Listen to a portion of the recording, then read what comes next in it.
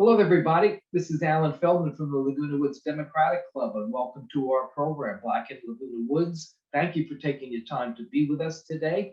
And today we're going to show a 17-minute video.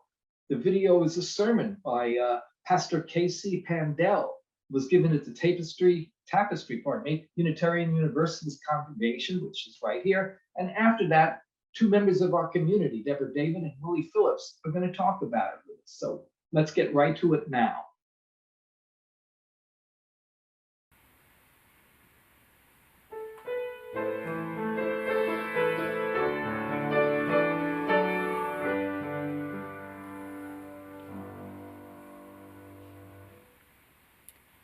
Recently, I was at a birthday celebration for my father. In attendance were he and I, his boss, and two friends of his through work. It is important to note that everyone at this table was white. Now, vocational differences notwithstanding, each of them are in the construction business in some way or other, the conversation was mostly pleasant, except when they talked about work. Lots of questions about my seminary work, what my plans were, do I want kids, etc. I was surprised, in a good way, that we almost reached the end of the meal without any sort of differing viewpoints. Some I found a little bit disagreeable, but nothing terribly so. Then, almost as if I jinxed it, one of them said, and I'm paraphrasing here, "Oh, well, it's like those protests last year." Protests, he spat, like it left a bad taste in his mouth. More like riots. He went on to rail against the Black Lives Matter protests in response to the murder of George Floyd. Notably, and perhaps unsurprisingly, he focused on the few people who took advantage of the chaos that nightfall can bring, but never once mentioned the multitudes of peaceful protests and marching across the nation and worldwide. It was never explicitly racist, but he used many of the talking points that are popular with the outlets that tend in that direction. Now, I would love to tell you that I said something. I would love to tell you that I stood up for the protesters and pushed back against these harmful narratives that nurture racism, white supremacy, and police brutality.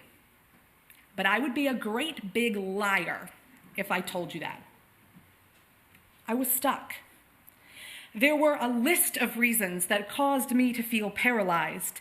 Notably so, I was the only voice that I could be more than reasonably sure that was in vehement disagreement. Other factors, including a 20 to 30-year age gap between myself and the men at the table, quite significant class differences. One of the men at the table was my dad's boss, and no shortage of power dynamic issues came into play. And I found myself horrified with my hands covering my mouth, completely silent. And that bothered me. Now, as a predominantly white congregation, we all know by now that a lot of this difficult educational work with white people that needs to be done around anti-racism work is not the responsibility of Black, Indigenous, or people of color. Indeed, it has to be within our own identifying communities. This is twofold, by the way. It's also not the job of our communities to police BIPOC people, but a little more on that later. We know this is the work we have to do, and I was too scared to do it. And that speaks a lot to my privilege as a white person. I was too uncomfortable, so I didn't say anything. I had the luxury of exactly that. And that is not a luxury that is afforded to minoritized communities. During the protests in Ferguson that followed the death of Mike Brown, does anyone here know what the local Unitarian Universalist church did? Did they march with the protesters? Did they speak out against the racism that played a foundational role in Mike's death? Did they condemn the police force's actions? No. They didn't do any of that. What they did do as a whole, much to their minister's chagrin, was exactly the opposite. That's not our fight. That's none of our business. We don't need to get involved in that. And what an absolute failure of all things we hold in esteem as Unitarian Universalists. It took them nearly 2 weeks to have any sort of meaningful response. All the while, there were young Black folks marching every night and organizing every day. Those young people had a really interesting response to the Black churches in the area as well. In Ferguson and Faith, by author Leah Gunning Francis, she interviewed a number of those young people and often heard the same thing regarding the churches. You weren't here before, now you want to pretend to help? Local faith leaders had to pivot very quickly to find ways to support the protesters without centering themselves in the conversation. And that's where we as UUs have to begin thinking. Again, as a predominantly white community, as most UUs are, we have many privileges given to us that our BIPOC siblings do not have. We aren't seen as bossy or angry if we speak up. A symptom of white supremacy culture is, by and large, that the opinions and the voices of white people are favored over those of minoritized communities. We'd rather hear someone who looks like us than listen to those with the actual experiences that we need to know about. But what do we do with those privileges that we do have? Like the faith leaders in Ferguson, we need to be able to know when our words and work will do the greatest good and which words and work to use when. How we help depends greatly on the spaces that we're in. We've got to read the room. Are we reflected in the faces that we see? Let's speak directly to those situations where our words can do the best work. When we're in the room with people who share our racial and cultural identities, this is our best opportunity to do this really hard work. This is the time to call our loved ones in and to have these really tough conversations. I'm curious, how many of you at Thanksgiving this week had the opportunity to do that? Did you? If you didn't, was some of that for some of the same reasons that I didn't during that sushi lunch a couple weeks ago? It's hard, right, to put ourselves in uncomfortable situations, and the holidays absolutely feel like the wrong time to do it. At the very least, I challenge you to do as Reverend Kent recommended to me those weeks ago.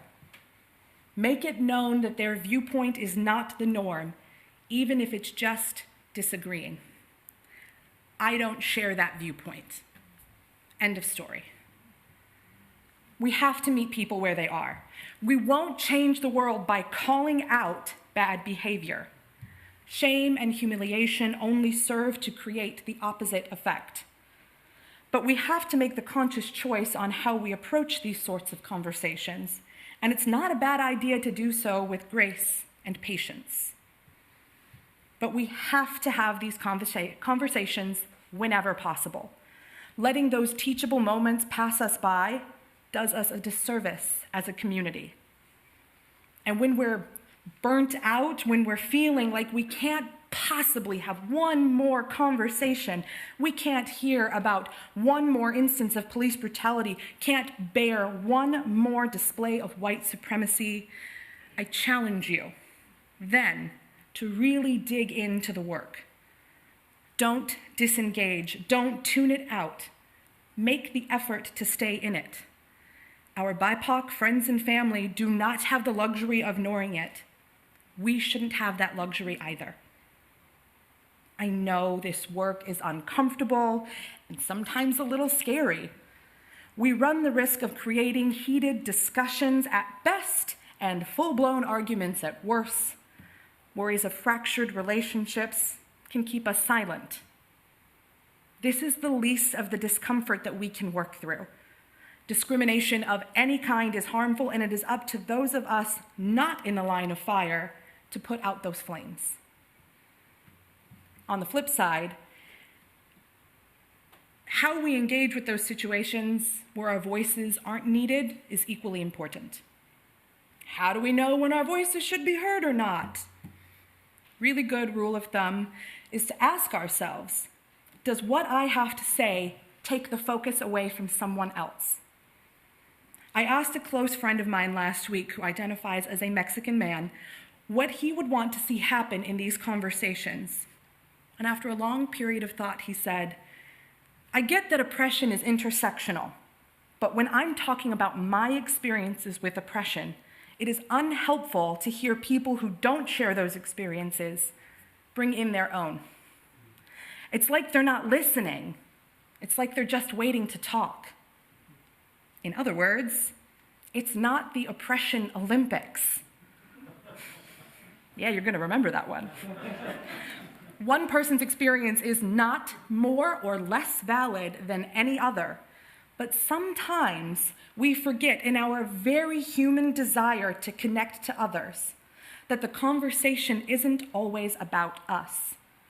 You can think of it in terms of the Black Lives Matter, All Lives Matter argument. No one ever said that Black lives matter more than anyone else, or that they were the only lives that mattered.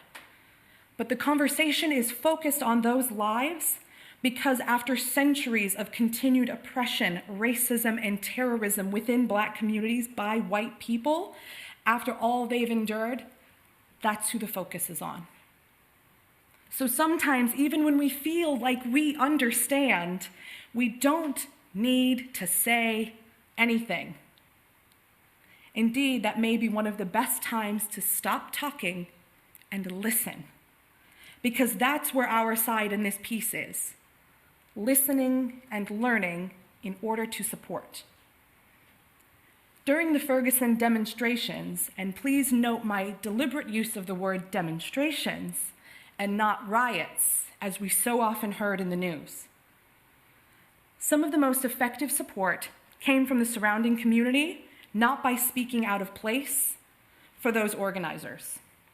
Some of the local congregations opened their doors to the organizers so that they would have a place to meet and organize the next night's marches and demonstrations.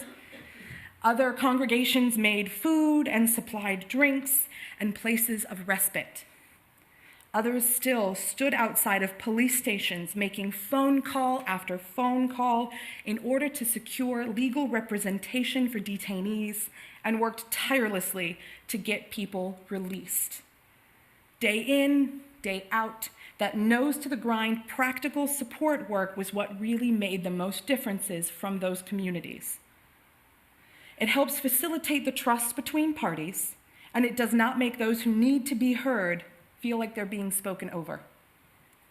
Finding those ways in which to take part in supporting roles, making sure you're amplifying those voices that need to be heard, using your connections in ways that support the cause, donating money at every step you get, if able. These are the steps that we can use our privilege and our influence when our voices do not need to be centered. Maybe it's making phone calls or making signs, participating in the demonstrations, fundraising, any number of things that you can do for regular social justice work is important to make sure we're doing in these moments. This is what makes people feel supported and heard. That includes supporting them when they do things that we might not like. In a 1966 interview with Mike Wallace, the Reverend Dr. Martin Luther King Jr. said the following: "I think we've got to see that the riot is the language of the unheard." Coming from the lips of one of the most preeminent leaders of the nonviolence movement, these are striking words. Words that show an understanding of why people were willing to engage in a type of protest that he didn't agree with. He never condemned these actions. He accepted them for what they were and supported their right to protest as they saw fit. We have the same obligation.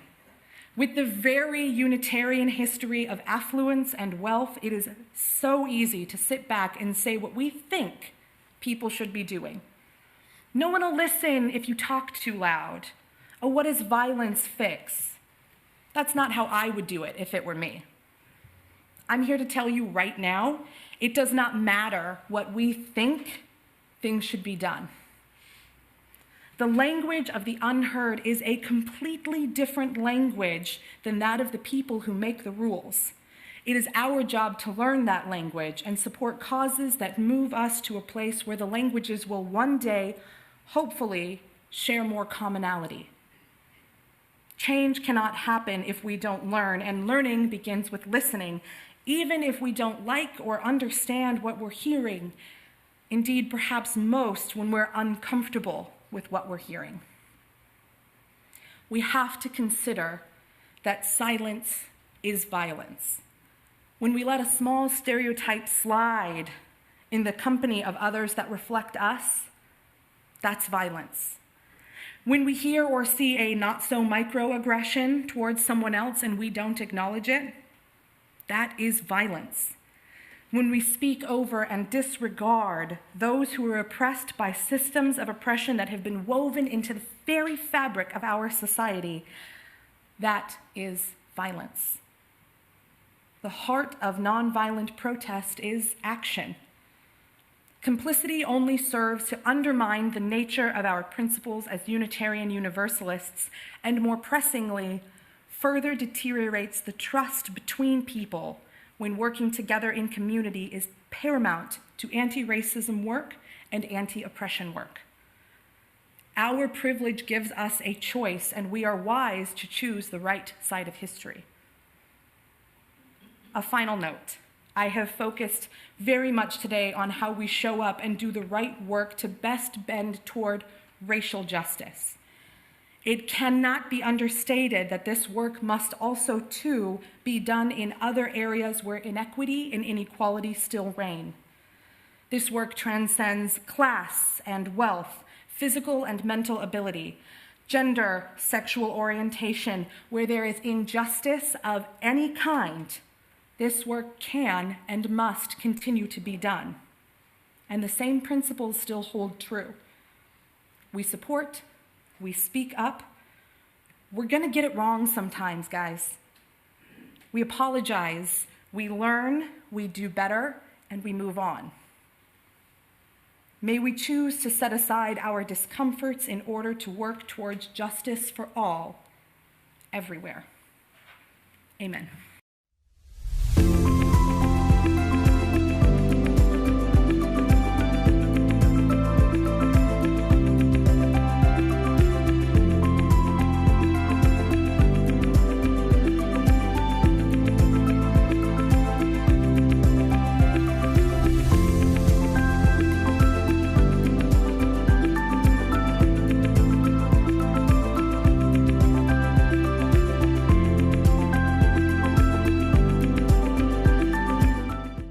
Well, I found that really interesting and really thought-provoking. So, Deborah David, I'm going to start with you. What did you think of what Pastor Pandel had to say? Well, first of all, I agree with you that it was very thought-provoking. And I want to start by talking about what she said about people of your similar background with whom you disagree. She said that one of the simplest things to do is simply say that you don't agree with them, and you can stop there. But I think that helps you. I think it helps the person who says they disagree more than it helps further any cause of justice. And I think it's important that when you do come face to face with somebody of your own background with whom you disagree, that you listen carefully to what they're saying, and if it's appropriate, that you ask questions so that you understand more clearly where they're coming from. You can ask, why do you think that? And at the very least, it encourages them to reflect. And if you listen carefully, you might you might learn that they don't see themselves as privileged, even though you see them as privileged and you know that you're privileged. Most of us are kind of a combination of privilege and disadvantage. And so it's kind of complicated. Most of us are a mix. Second, I just want to say a few words, and I think hopefully I'll have time to say a little bit more about talking with people of different backgrounds who are marginalized. First of all, I agree that it's important to listen. And she said not to center yourself, but to center them. And to recognize your own privilege is very important. And then to think about ways that you can support them. And I like the term marginalized because sort of like people talk now about African Americans having been enslaved rather than slaves. It talks about the fact that others are doing the marginalization, and they're doing damage to the people who they are othering or marginalizing. I think I'll stop there for now. Okay, thank you, Deborah. And Willie Phillips, to you. Now, Pastor Pandel was talking to a primarily white audience. She said that most of the congregation is white people. What she said as a person of color, as a Black person, what she said, did anything she said resonate with you? How do you take what she said? Well, one of the statements that resonated with me in particular was when she said silence is violence. Mm-hmm. And it makes us aware of the fact that at some point we need to stop shutting up and start showing up and start growing up by speaking up and rising up against, what's detrimental to the entire human race. We have to realize, like she said, that we are all created equal, but that doesn't mean that we're not different. And we have to start discussing these differences openly if we are going to, invoke some change. One of the things that's very prevalent with me when these type of discussions go forward is that there is only one real true race, and that's the human race. And when we start getting into the culture, different cultural backgrounds and different experiences, that's fine. That's all a part of it. We are different, but just to say that we are still the same is the main course of action. We need to dialogue. We need to talk about it. We need to interface with one another. I'm just being redundant here because not enough of that is done. And I applaud her for being in the position that she was able to speak up. And we have to be in a position where we're willing to take the fallout, because this is a subject that hasn't been discussed a lot, but it needs to be discussed more. And it takes courage to not hear the truth and speak up against it. We have to get to a point where we're not accepting the lies anymore by our silence. We have to be aggressive, but passive and loving at the same time, understanding that loving cannot be legislated. It's not political, but it is the key that starts the catalyst of change once we start discussing these things openly, like Deborah has stated in so many ways. Yeah, thank you very much. We have I'm going to give each just one more minute left. Deborah, I'm going to go to you first because you said you had something else to say. Then I agree entirely with what Pastor Phillips said, and also I guess I'd like to say that I liked a lot of her suggestions of ways to support. Opening doors to demonstrators, for example, asking what kind of help they need, working to help free people who are arrested, donating money, participating in demonstrations. And to that end, I want to mention that we are having a rally on January 28th, a Stop Hate rally. And well, I guess it's going to have passed by the time this is aired, but we do it on the last Friday of every month. So, and it's publicized in the Globe. Okay, I got to cut you off there. I Yeah, apologize. I'm finished. Willie Phillips, she's, when I analyze what she's saying, she's Pastor Pandel here I'm talking about. She's asking for some kind of like tough things, to do tough things. It's tough to speak out even when people in your own group, but I find it even tougher to keep your mouth shut when somebody else is speaking about their experience. How do you feel about that? Do you agree with me on that, or? Well, yeah, totally agree. And you know, we have to speak up. We have to get to the point where we speak up. And none of us, just like our fingerprints are different, we're not going to see the same things the same ways. And it's through the dialogue that we can find a place of least resistance. That's a right path. And again, we don't just protest against the things that are wrong in our society. We have to vocalize the things that are right in our society, meet them where they are, and love that we can get to the place where we all need. And the place to start with that is through talking about it, listening to what people have to say. Don't discard what they're saying as not important. It's important to them, and find a place of middle ground. That's got to be the last word. Breakneck speed here. I apologize. We just didn't have enough time to really delve into this. Maybe we'll draft both of you guys to come back and give this the discussion that it deserves. I want to thank everybody for watching on, again, Black in Laguna Woods, and we will be seeing you soon. Thank you very much. Thank you very much for having us, Alan. Thank you. Thank you for being. I didn't even thank you guys for being here. Let's get that in the recording here. Thank you both so much for taking your time to be here today. And Pat, thank you. Quite well.